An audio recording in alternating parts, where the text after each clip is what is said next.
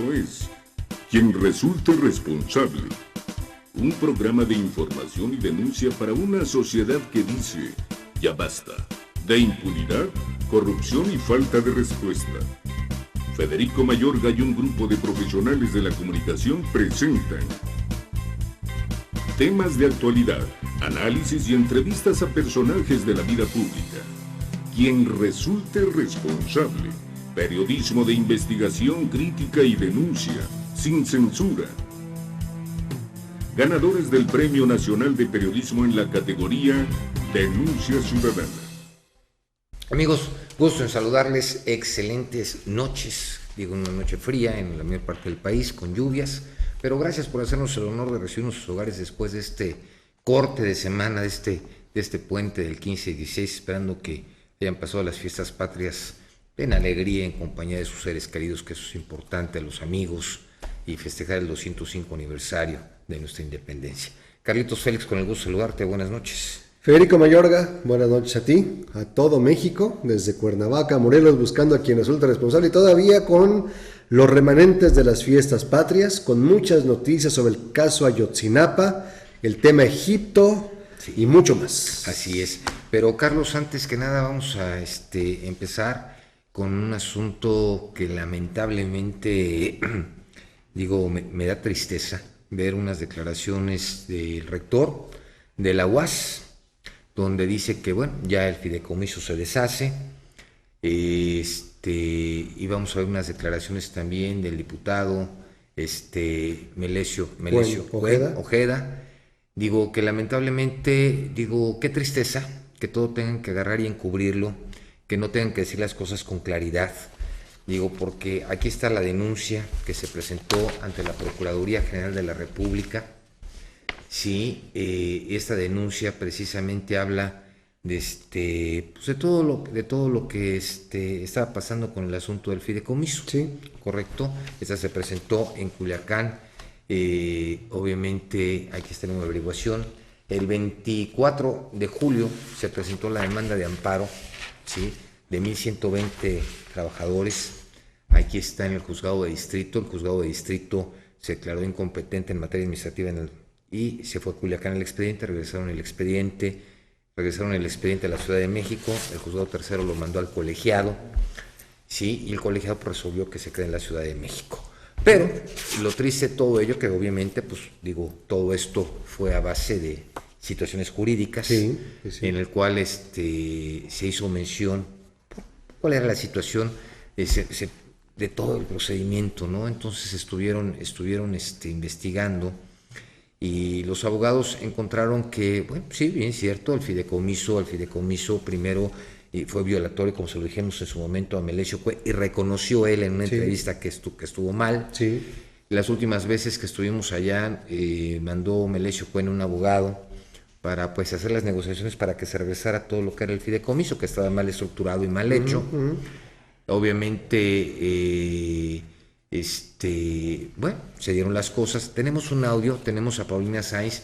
Pau, con el gusto de saludarte, buenas noches. Permíteme tantito que voy a pasar ahorita el audio. De veras, me da tristeza ver las declaraciones del diputado Melesio cuando vemos que desde el origen estaba viciado un fideicomiso en el cual era violatorio. Es lo que yo no entiendo. Una máxima casa de estudios que debe actuar conforme a la ley, conforme a derecho. No le importó pasar por los jubilados, por todo mundo, con un atropello, violentando la ley, ¿sí? Y ahora súbitamente dice, no, hay que deshacer el fideicomiso. Sí, hay que deshacerlo, pero señor, esto no queda ahí, porque todavía se va a investigar, porque si bien a los jubilados y a los maestros les descuentan cada 15 días, el depósito que hacen al fideicomiso es cada 30 días, y ese dinero, ¿dónde queda? ¿Quién lo mueve? Entonces, y así como lo de las cuotas que están descontando a los jubilados del Seguro Social, todo el eso. El sindicato inexistente. Entonces, las autoridades, sí, lamentablemente se atravesaron los periodos vacacionales, y un juez se declaró incompetente, y en lo que mandaran 32,000 fojas, fue. Pero ya ahorita... Ya quedó radicado en la Ciudad de México. Sí, pero el problema es que ahora tampoco va a poder mover el dinero, porque ya hay un ordenamiento de un juez federal. Entonces, hasta que no se firmen los convenios como deben de ser y las cosas como deben de ser. Y se resarza claro, el recurso de cada uno que ha aportado y las ha ido descontado. Eso tiene que ser por medio con de los intereses devengados también. Te ordena que se mantengan las cosas en el estado que se encuentran. ¿De acuerdo? Sí. Entonces, digo, queriendo sacar ventajas de situaciones que jurídicamente ya están, bueno, qué bueno que se quiso adelantar, qué bueno, lo importante es el beneficio de los trabajadores. Pero vamos a oír el video de la UAS. Pau, ¿ya me escuchas? Buenas noches. Sí, buenas noches, Federico, claro que sí. Bueno, vamos a poner ahorita el audio del flamante diputado Héctor Melesio Cuen Ojeda, que la verdad me da tristeza escuchar las declaraciones de un diputado del PAS, entre comillas UAS. Vamos a escuchar el audio. % a la gente para recuperar ese dinero porque es un filón de oro.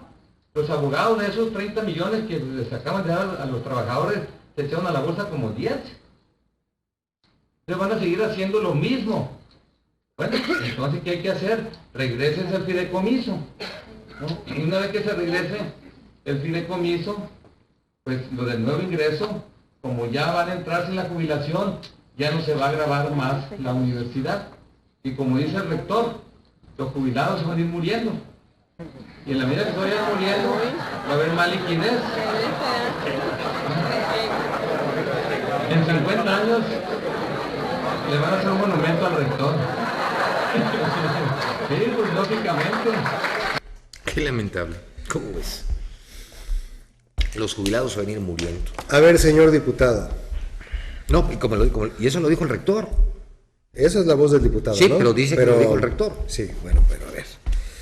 Tuvimos una conversación telefónica hace unos meses. Primero se escondió, luego accedió a la entrevista, luego pretendió desviar la atención. ¿Te acuerdas que hubo una connotación? Hablamos nosotros respetuosamente con el antecedente de las denuncias presentadas, con toda la documentación. Acudimos a la ciudad de Culiacán, Sinaloa, nos entrevistamos con el diputado, reconoció públicamente el error, que quizás actuó de buena fe, pero que reconocía que no fue lo mejor, se ofreció a interceder. Así es. Buscamos comunicación para destrabar todos los asuntos, porque es sabido y se dio que continúa siendo el poder fáctico detrás del rector Guerrallera y otros intereses muy oscuros allá en Sinaloa. Luego nos dijo en la entrevista que tenía aspiraciones de ser gobernador. Pero en ese inter nosotros fuimos atentos. Esa fue una en paréntesis. Y le dimos las gracias cuando actuó de buena fe o cuando pretendió resarcir el daño causado, el canal estuvo abierto. Cuando lo empezamos a buscar, porque esto fue escalando a los temas jurídicos, no eran fuerzas oscuras, ni fuereños, ni extranjeros, como el rector dijo. Como foreños. No. Ya se perdió la comunicación, ya vio que era en serio, ya vio que no era otro interés más que se destrabara jurídicamente el asunto. Pero me preocupa muchísimo, y estoy de acuerdo contigo, Federico, que diga, es que este fideicomiso es un filón de oro, pero si lo sabrá él, que ha vivido de este dinero y que ha formado un partido político, que ha amasado riqueza. Dice, conforme se vayan muriendo los jubilados va a haber más liquidez. Fíjate nada más qué poco valora la vida y la lucha y la resistencia de los trabajadores, ¿no? Pero además hay otra cosa, Carlos. El hecho de que, los jubilados, acuérdate que hay beneficiarios para su pensión. Además. Aparte, y esa no se les puede quitar. Es un derecho laboral. Y no hereditario a la viuda o a los hijos. Así es, y no se los puede quitar. Y no es que les hagan un monumento, pues por supuesto que deben hacer ese monumento, y a usted debe hacerle otro, el monumento a la impunidad y corrupción que se le va a acabar. Son dos monumentos diferentes, señor diputado. Porque uno, pues obviamente ya la Procuraduría General de la República, tendrá que... Es la justicia federal... Carlos, la que está actuando, porque ahí dentro, sí, claro, en el Estado, Carlos, pues tenía todos los tentáculos, sí, ¿verdad? Carlos, pero obviamente ya cuando está esto, mejor sacamos las manos, regresamos para parar la bronca y ya no pasa nada. Sí. Echamos la culpa a los foreños. Y no eso es lo que han hecho las autoridades. Tan sencillo, nosotros, yo creo que todo eso, el grupo de trabajadores de la UAS, todos los que han confiado en quien resulta responsable, y nosotros que hemos estado presentes allá. E informando paso a paso. Paso a paso, y obviamente, no nos preocupa lo que nos digan, nos preocupa que realmente le cumpla a cada uno de los trabajadores. Paulina, con el gusto de saludarte, buenas noches. Buenas noches, Federico, buenas noches, Carlos, con el gusto de saludarlos. Pues aquí riéndonos de coraje, de la falta de tacto, de la falta de capacidad de un ex rector, hoy diputado, y de un rector que diga que pues los jubilados van a ir muriendo. Qué pena que lo pongan de esa manera. No queremos poner palabras que no, están sus declaraciones, está la síntesis que sacaron en su portal, misma que me hiciste el favor de enviarme, Pau, gracias, la misma que mandó Óscar Tamayo, la misma que mandó Florina, saludos, Marco Medrano, todos. A todos. Sí, pero pues bueno, esto no es de gratis, porque pues obviamente las demandas están, y esto es importante. Qué bueno que quieran zafarse de todo esto, pero vamos a darle seguimiento, no paren que le regresen el dinero a la gente. Si hay un desvío de recursos, pues la gente tendrá que pagar. Entonces imagínate, digo, porque hay una cosa, el diputado local, estatal, tiene fuero en el Estado, no fuera del Estado. Pero no delitos federales. No en delito federal. Y entonces obviamente el hecho de crear un fideicomiso con situaciones anormales, irregulares, vamos, digo, que lo determinará la autoridad. Claro, ¿no? claro. Entonces veremos qué situación, porque, digo, es muy lamentable. Pau, ¿y qué pasó con lo que había quedado con el diputado pendiente de lo de su bono que tenían que haberles dado? ¿Sí se los entregaron o no, Pau? No, pues hasta ahorita, Federico, no ha habido absolutamente nada de eso. Nos dijeron, la última entrevista que tuvimos con él, pues nos dijo que cuando volvieran a pagar el estímulo al resto de los trabajadores... El estímulo académico. Ya íbamos a estar ahí. Pero no, pues definitivamente eso todavía está en el aire. Estamos esperando todavía a que paguen a todo mundo el siguiente estímulo para ver si ahora ya estamos ahí en... Bueno, de todos modos, digo, vamos a estar muy en contacto porque vamos ya con todo esto y obviamente con la resolución de la autoridad, bueno, pues yo creo que va a haber otro tipo de situaciones por ahí interesantes. Al rato nos van a echar la culpa también de que ellos quisieron regresar el fideicomiso. Es lo más cómodo, pero ¿no? Para habernos presentado las demandas federales y todo, bueno, pero no importa, porque si tienen ellos voluntad de querer regresar el dinero, tan sencillo, se firma un convenio, firman un convenio entre las autoridades competentes. Así es, se resarce el daño, se repara. Y nos desistimos de las acciones. Digo, hay otras que perseguirán de oficio, pero mientras, con la pena. Pau, también platícame. Tengo, por ahí me enteré de que quieres, ser directora. Platícame. Pues sí, ahorita está el proceso de elección de directores por acá en todo el estado, y bueno, a mi escuela le tocó ser este periodo, pues el cambio de dirección. Yo presenté todos los documentos que se tienen que presentar. Ya hubo la comparecencia pública, estamos en espera el 29 de septiembre de la comparecencia privada.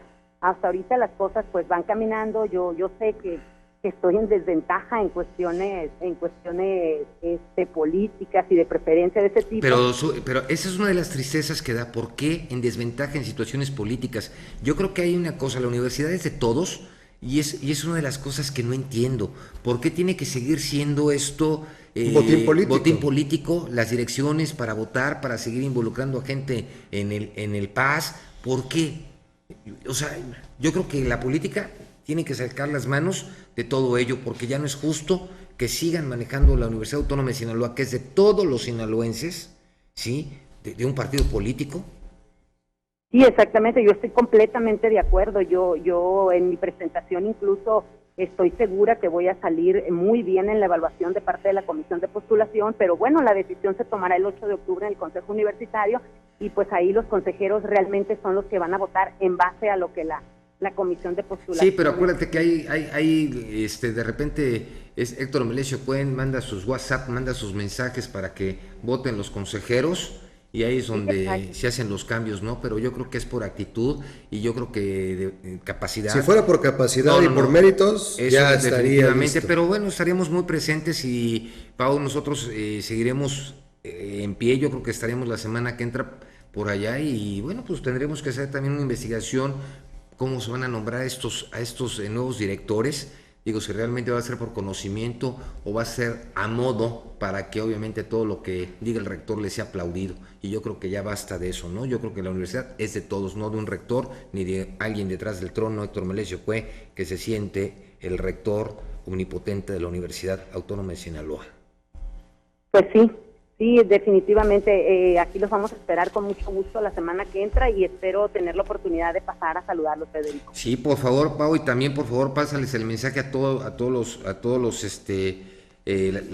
ahora sí que a toda la gente de la UAS, digo, de que está esto ya, digo, aquí están ya los documentos, está todo, digo, Obviamente esto pues trae como consecuencia obviamente la situación del rector, el decir esto, porque obviamente está enterado, nosotros lo sacamos, lo verificaron y todo, y saben que existe la denuncia ante la Procuraduría General de la República, saben que existe en el Juzgado Tercero en materia administrativa el amparo.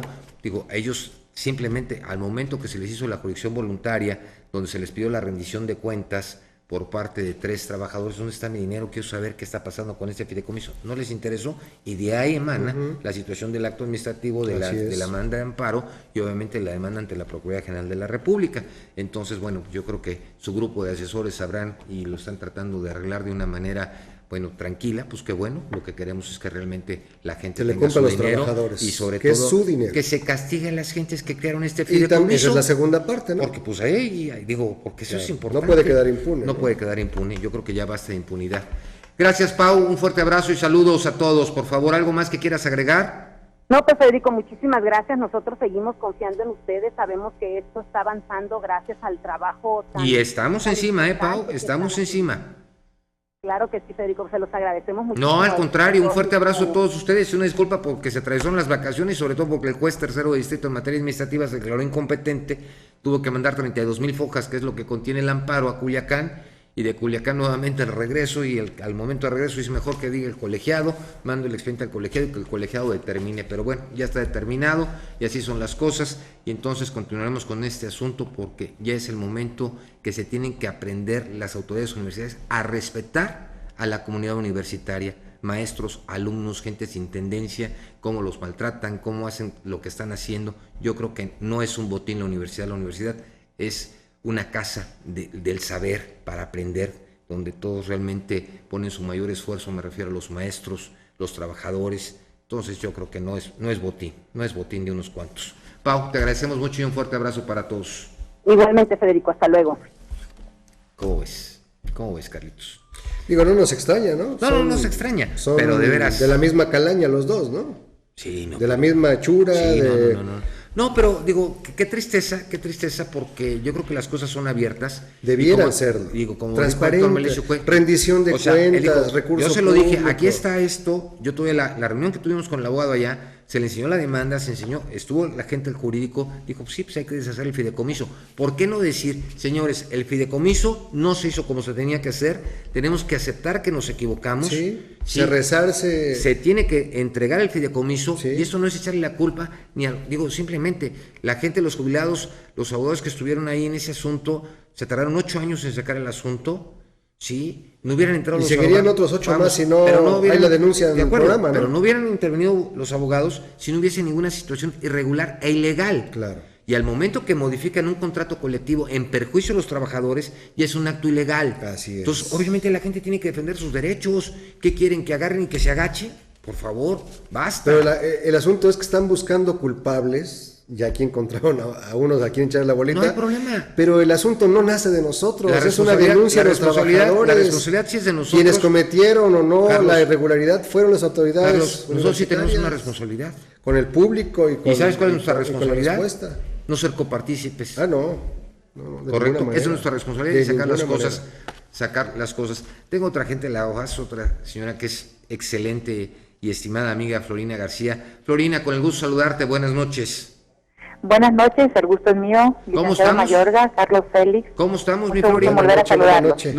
Nosotros muy contentos porque obviamente ya después de estas declaraciones que hizo el 14, el rector y las estupideces que dijo en cuanto que pues se van a ir muriendo los jubilados, y nada más que todos nos tenemos que llegar un día a morirnos, nada más. Se ve que los aprecia, pero aquí la situación, Carlos, insisto, o sea, las pensiones van a continuar. Y hay beneficiarios y se las tienen que pagar. Lo único que ya entendieron, y por fin entendieron, no sé si pues quisieron ya taparle el ojo al macho en base a la demanda que está presentada en la Procuraduría General de la República, la demanda de amparo que fue presentada el 24 de julio, sí, y ahora dicen, hay que regresar ya el fideicomiso, sí. Ya vamos a, ya las gentes que ingresen, bueno, ya va a ser diferente. Qué bueno que hagan las cosas bien, porque esto no es responsabilidad de los jubilados, y yo creo que es muy triste, Florina, para ustedes como jubilados, escuchar las palabras que dijo el diputado Héctor Melesio Cue, que dijo el rector. ¿Qué sienten con esto? ¿Cómo se sienten ustedes? La mayoría de los jubilados está sumamente agraviada con tales Con toda la conceptos de razón parte del de mundo, ellos. con toda la razón del mundo, porque Ajá. yo creo que llegar a ser jubilado después de tantos años, digo, de trabajo, de esfuerzo, de enseñanza, para que una persona, digo, que de entrada, sea quien sea, pero tiene que aprender a respetar a sus mayores, y la universidad la han hecho ustedes con su trabajo, con todo su empuje, y es algo que no entiendo, cómo es posible que un pseudopolítico se enriquezca de esa manera y ahora se van a tener que morir. Pues sí, todos nos morimos, ¿eh? Así es, todos nos vamos a morir. Y también ellos están viejos. Me extraña que porque no se ha jubilado, él tiene Pues más de 5 años fuera de la comprando vida. universidad. Sí, qué triste, qué triste, qué triste. Pero yo creo que, Florina, yo creo que hay algo. Esto es una lucha de ustedes, una lucha de muchos que estamos encima de esto, y qué bueno.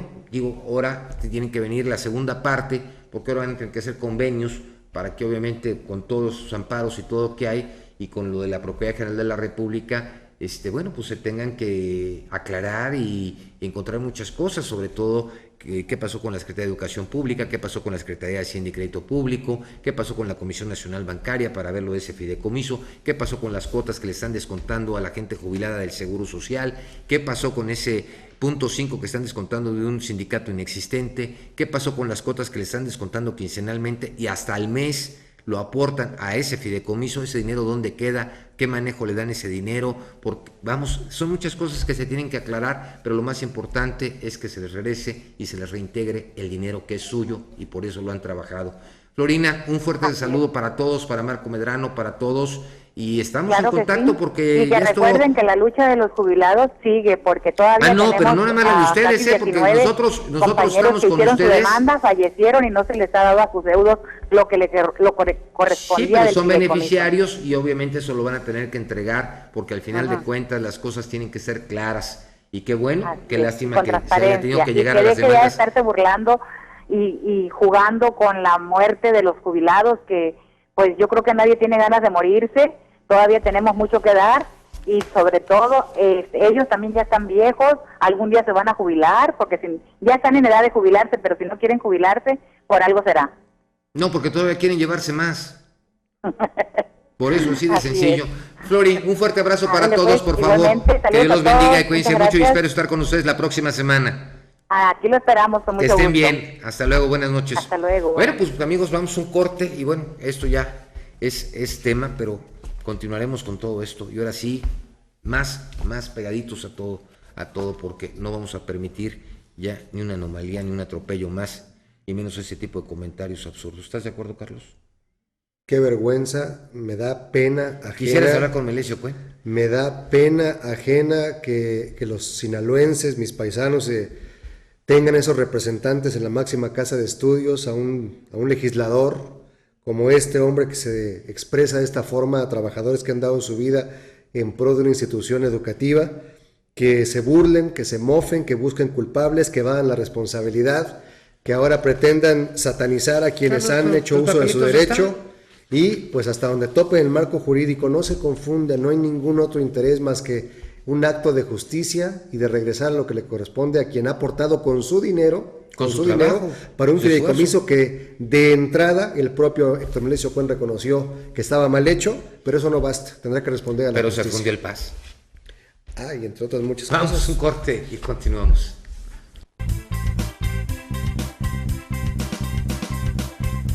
Quien resulte responsable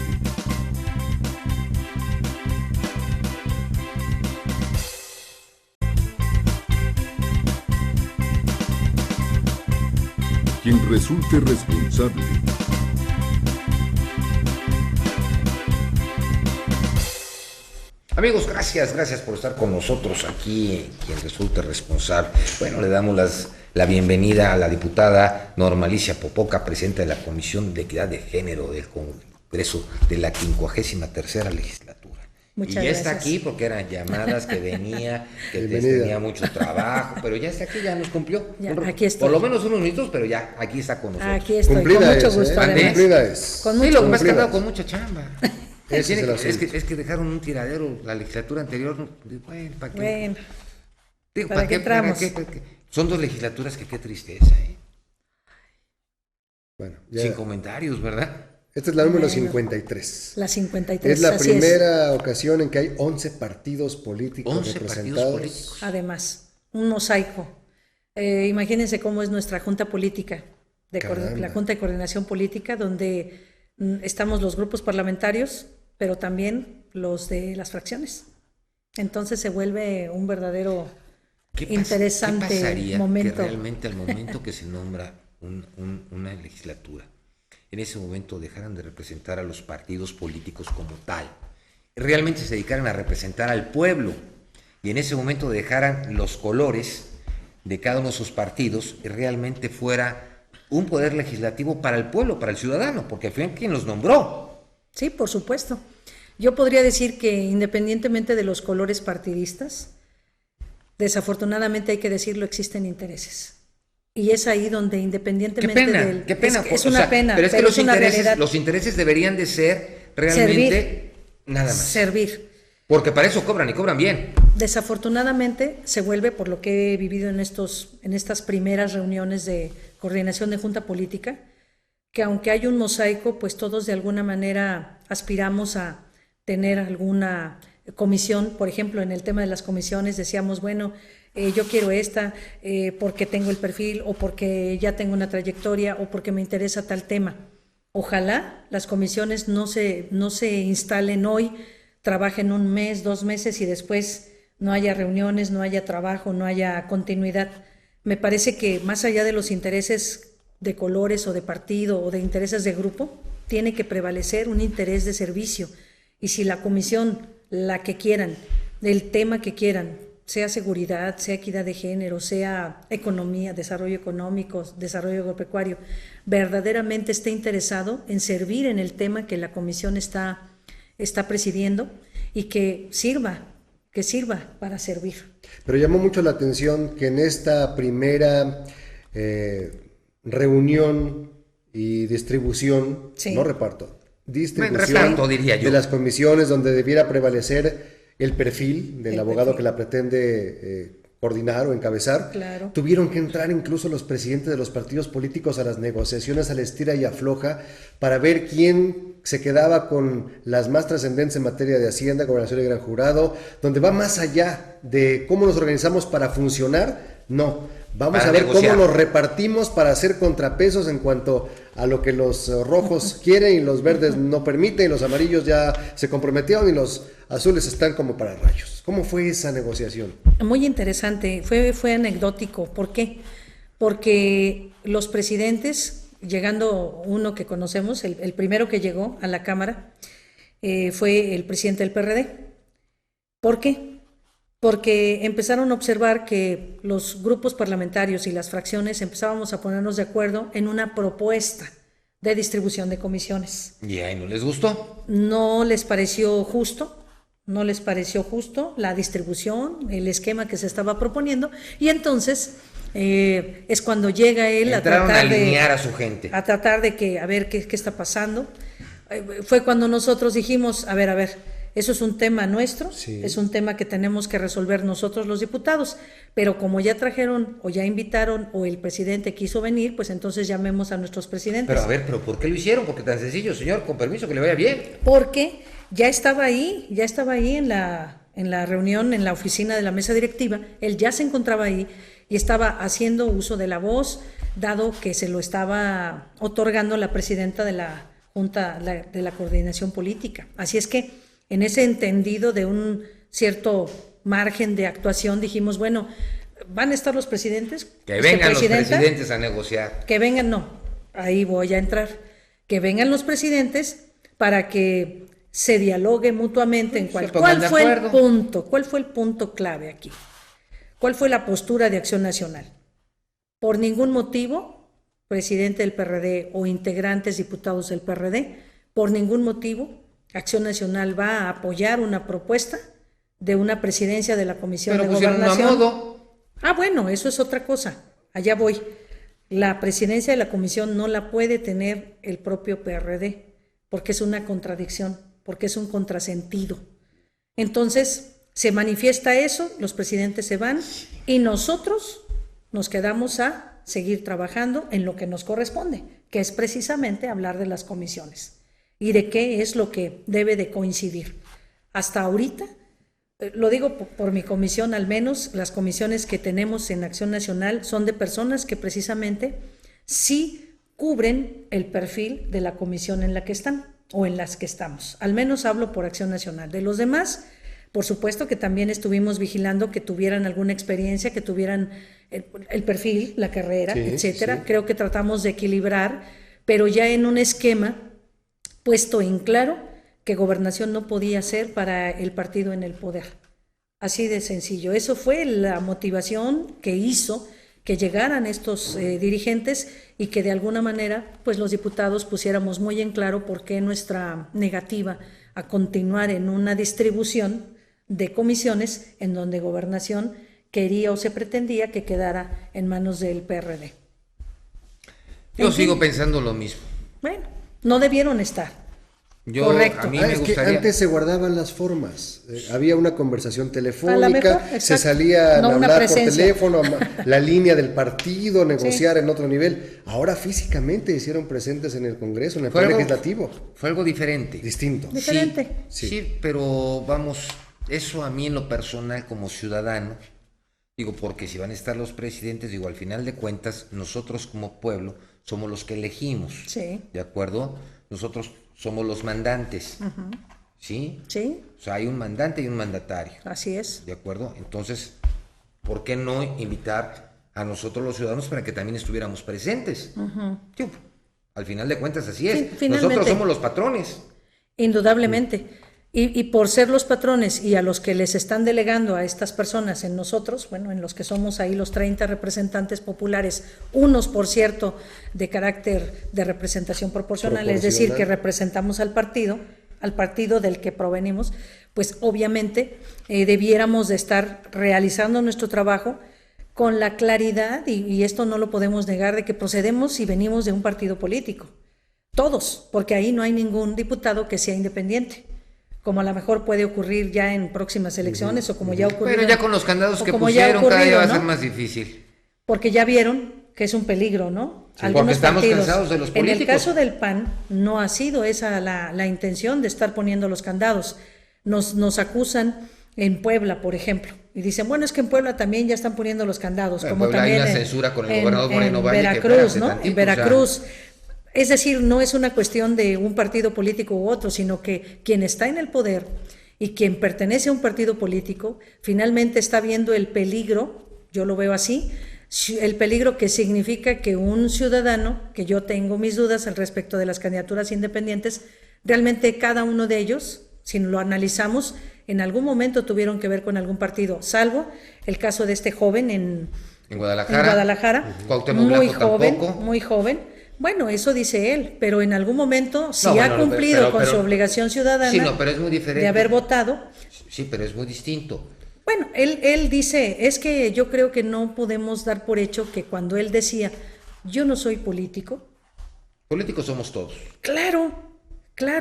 Todos hacemos política. Todos hacemos política. Unos cobran y otros no cobramos. Y a él, que es candidato para la capital del estado, evidentemente era un político en acción.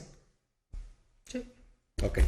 Ya se repartieron, distribuyeron las comisiones legislativas, los comités, más o menos satisfechos, cierto equilibrio. Después de la pausa, ¿cómo están los temas álgidos de la agenda legislativa? Será la pregunta, ¿no? ¿Cómo no?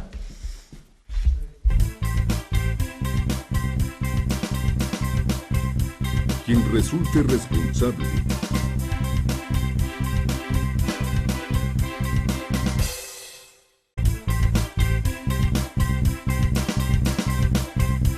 Quien resulte responsable.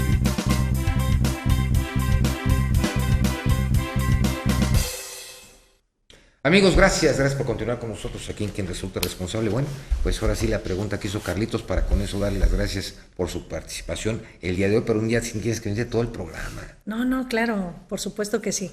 Vamos para que la gente se entere. ¿Cuáles son los 3 temas inminentes en la agenda legislativa de esta 53ª? Bueno, 3 temas inminentes. El tema anticorrupción. Lo traemos a nivel nacional.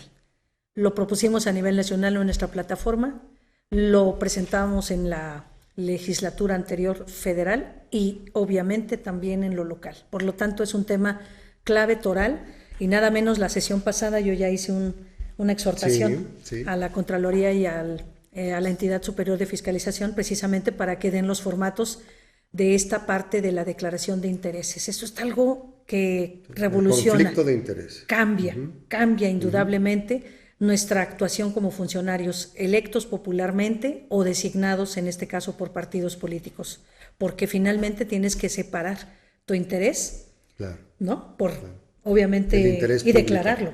Segundo tema, la Fiscalía de Justicia. Evidentemente el tema integral de justicia y seguridad. No es solamente el tema, digamos, una parte es la prevención, que hoy vemos muy endeble, y otra es la procuración, la finalización. Que está igual. Es que ahí van tres cosas. El nuevo fiscal con la terna que envía el Ejecutivo todavía. Segundo, la iniciativa de fusionar seguridad pública con la Fiscalía. Y tercero, el tema que tiene que ver con el sistema estatal anticorrupción, pero también, otro tema muy, muy complicado ¿de qué? No, ya dile. No. Pues el otro tema es estar observando todo el tema que rodea al desarrollo económico. Sí. Estamos en los últimos lugares. Todo va de la mano, lamentablemente. Estos tres temas nos llevan a estar en los últimos lugares en ese avance, en inversiones, en que los empresarios no se vayan de Morelos y también vengan otros empresarios a invertir a Morelos. De ahí se derivan una serie de cosas, porque si hablamos de campo también, aunque no estemos en los liderazgos de las corporaciones o los gremios agrarios, sí el espíritu de Acción Nacional desde sus inicios es hablar de la producción en el campo, mejorarla, profesionalizarla, etcétera. No, y el tema álgido de la propuesta de ley o iniciativa de ley de matrimonio entre personas del mismo sexo. Bueno, desde luego esos son temas, digamos, esenciales de nuestros principios, la vida, el respeto a la familia. ¿El primero constitucional? Y por lo tanto, eso es un tema que atraviesa toda nuestra política pública, indudablemente. Bueno. Será motivo de un programa completo. Íntegro con la diputada. ¿Cuándo vienes? A ver, de una vez dinos, ¿cuándo vienes? Para que nos platiques ya de la terna del fiscal, que nos platiques de todo ello. Ese es un tema muy interesante. Por eso. ¿La próxima semana? ¿Ya? ¿Todo el programa? Todo el programa. Entonces, ya quedamos para el próximo jueves. Claro que sí. Es jueves. Es jueves. No hay problema. Sí, no hay problema. Entonces ya quedamos. Están sesionando martes y jueves en el Congreso, es temporal, ya se quedó como acuerdo. Están esperando que les hagan su nuevo edificio. No, ya estamos organizando el asunto. Ya no. Que por cierto hay que revisar ese recurso, ¿dónde está? ¿Qué ha hecho? Hecho, ¿qué ha habido? Millones de pesos, ¿no? El diseño, todo integralmente. Bueno, ya estaremos entrando. Se quedó con las ganas. Es que ya, vamos un corte. Agradecemos la presencia de la diputada Normalicia Popoca del Partido Acción Nacional. El gusto es mío. Gracias. Muy amables. Vamos un corte, continuamos. Gracias. Quien resulte responsable.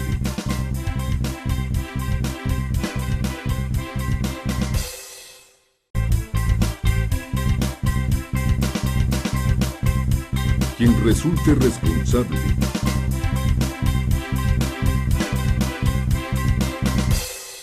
Esto es Reporte Morelos en quien resulte responsable. Esta mañana, el diputado por el Partido Socialdemócrata, Julio César Yáñez, afirma que el alcalde actual envió una petición de refinanciamiento a la Junta de Gobierno, ya que la deuda que dejará la actual administración de Morales Barut asciende a más de los 600 millones de pesos. Así lo dijo el diputado. Fíjate que en estos días hemos recibido en la Junta Política la solicitud del alcalde actual, Jorge Morales Barut, para la solicitud del refinanciamiento de la deuda. Es un tema que tendremos que decir en la Junta Política. Ya lo comenté con el alcalde electo Cuauhtémoc Bravo y él me dice que es de su interés tomar las riendas del municipio y entonces ya ver de qué manera, ya una vez que vea las finanzas, ver cómo él solicita al Congreso el permiso y la autorización para que pueda el municipio contraer un compromiso con una institución financiera y así dar paso al rescate financiero. Yáñez pedirá el refinanciamiento para la próxima administración de Cuauhtémoc Blanco, ya que sugiere que será el mejor momento en la administración de Blanco y no al final y en express de la administración de Morales Barut. Informó para quien resulte responsable, Fernanda Quintero. Este fue Reporte Morelos en quien resulte responsable. Amigos, gracias por continuar con nosotros aquí en una emisión más de Quien Resulta Responsable. Bueno, como siempre, digo, la gente que no lo conoce, pero es gente de casa, gente que siempre nos ha apoyado con todos sus conocimientos, al doctor Jorge Gamboa, magistrado numerario del Tribunal Superior de Justicia. Doctor, con gusto saludarle, buenas noches. Fede, muchas gracias, Carlos, buenas noches. Sus órdenes, aquí estamos. Gracias. ¿Cómo platicando. Estás? Bien.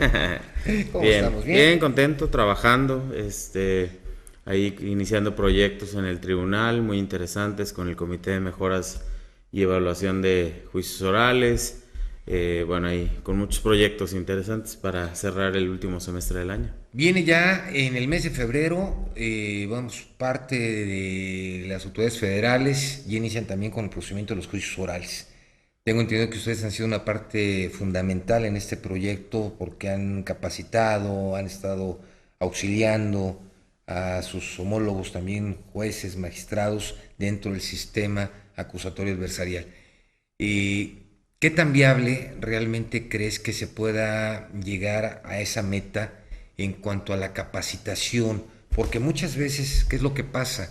Si yo estoy muy acostumbrado a escribir, por ejemplo, con la letra manuscrita, pues digo, el que me cambies a la letra imprenta después de 20, 30 años de estar en lo mismo, pues va a ser muy difícil que lo entienda. Claro.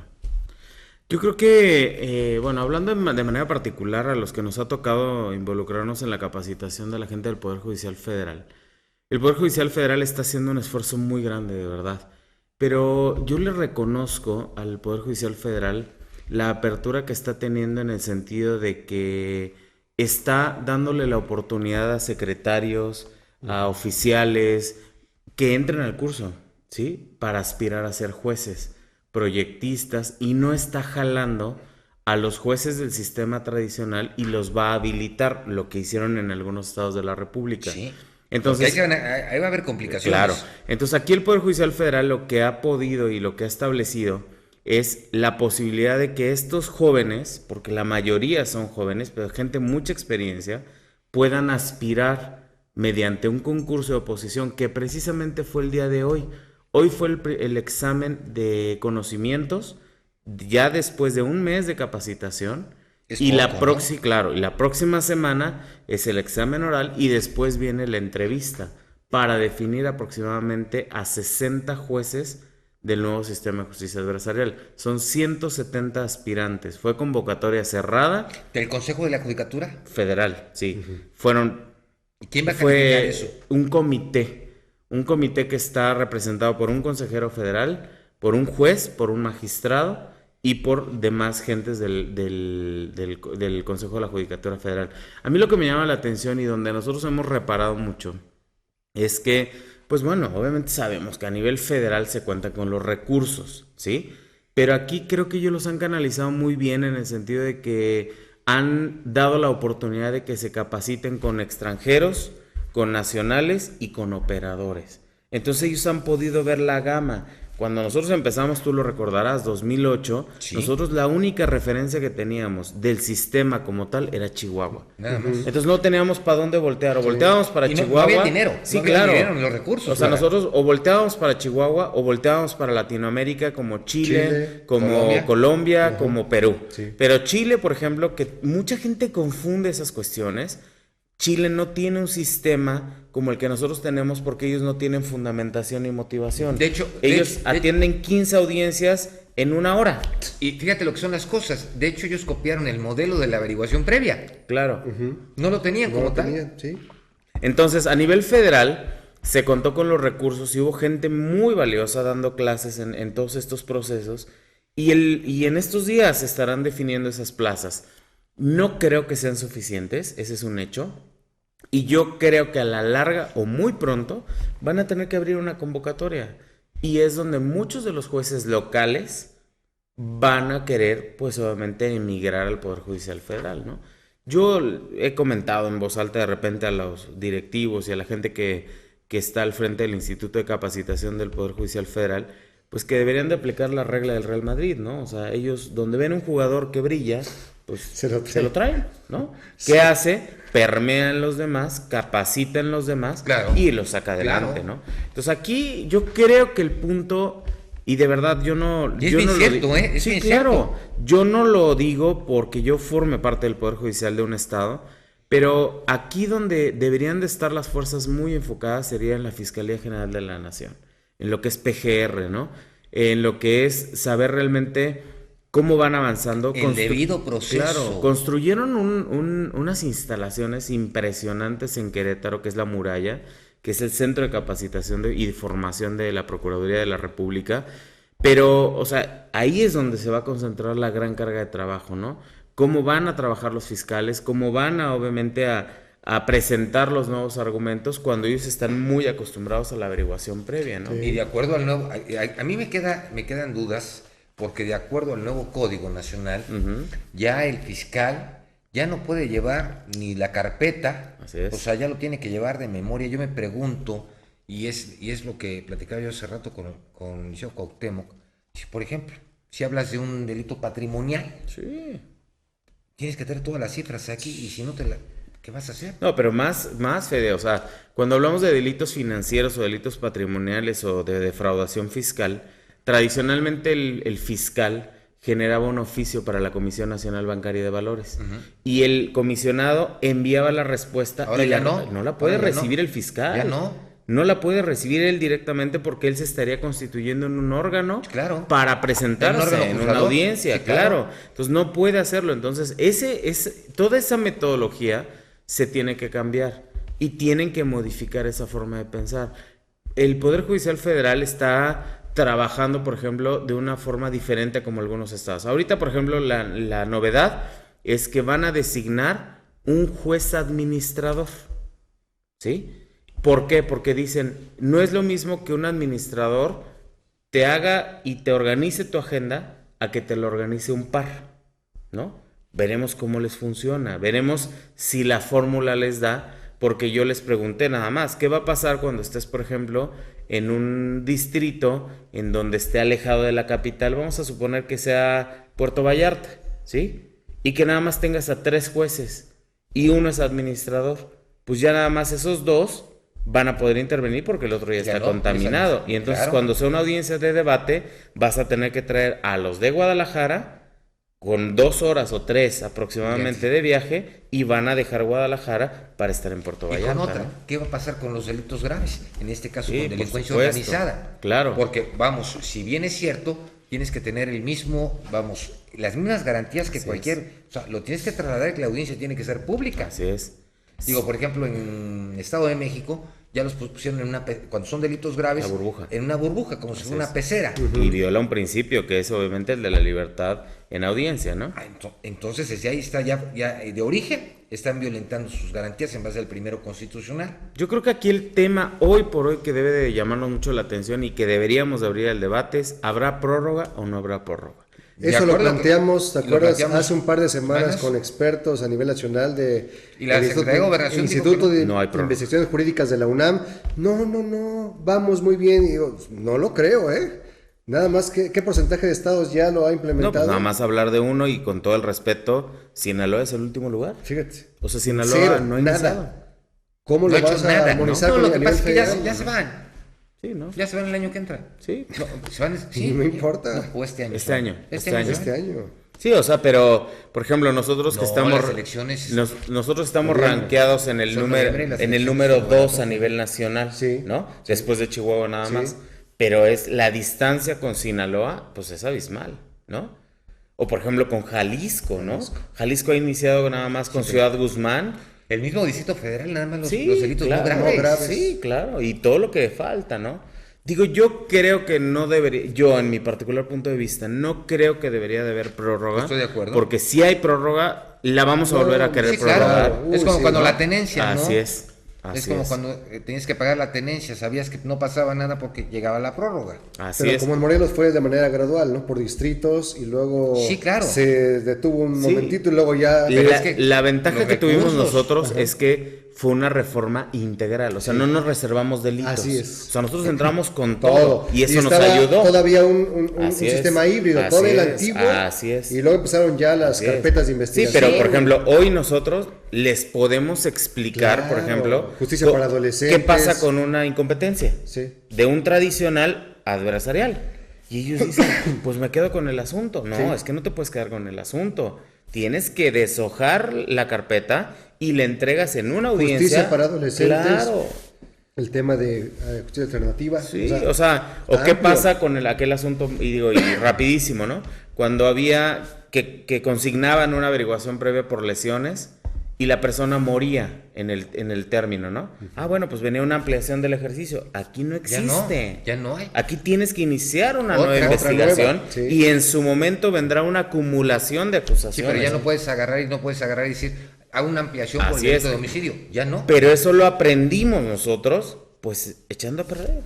O sea, y en la marcha, pues es la verdad. Siendo honestos, sí. O sea, teníamos muy poco de dónde voltear a ver, no teníamos más que a Chihuahua y hablábamos con ellos por teléfono y ayúdenos y cómo también, le hacemos. Oaxaca, sí, claro. También, San Luis Potosí. Sí. Pero no, por la no por la cercanía, sino por el contacto, pues fue Chihuahua. Y nos gusta. Y no nos también gusta, anda mal, ¿no? Sí.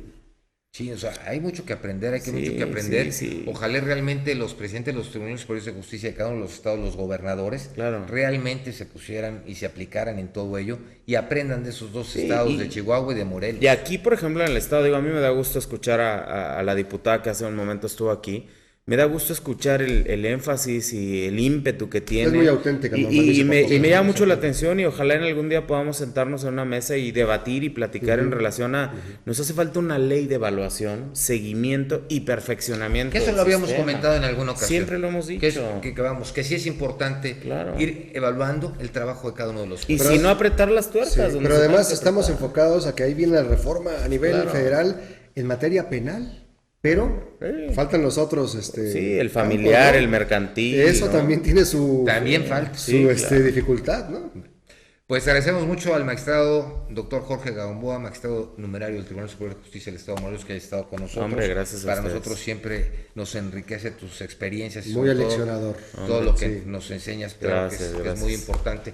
Carlitos, gracias. Pero sobre todo gracias a ustedes por haber estado más en una emisión de Quien Resulte Responsable.